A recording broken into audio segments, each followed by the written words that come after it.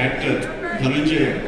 ఆయన గురించి నేను విన్నాను కానీ సినిమాలు చూడటం చేయలేదు. ఇప్పుడు పుష్ప చూశాను. పుష్ప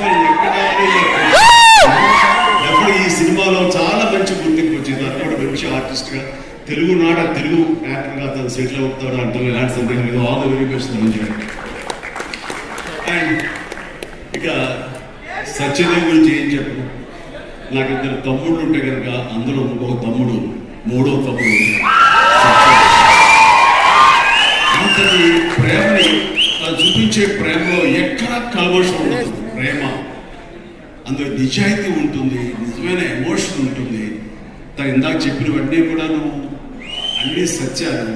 ఎందుకంటే నాకు అతను చూడగానే అతను ఒక స్వచ్ఛత ఉంటుంది సార్, ఆనెస్ట్, సిన్సియర్. అది మాత్రం చాలా అద్భుతం. ఎక్కడ కృతకంగా ఉండదు, ఇంప్రెస్ చేయాలని మాట్లాడడం, అనుకున్నట్టుగా ఎగ్జిక్యూట్ చేస్తాడు, చెప్తాడు. అది చాలా మనకి మనసు కత్తుకుంటుంది. నేను ఫస్ట్ టైం ఈ పాండమిక్ లోనే ఒక సినిమా చూసాను. సినిమా పేరు గుర్తురాడు. ఏ సినిమా? Bluff master. తన నేచర్కి వ్యతిరేకంగా టైటిల్.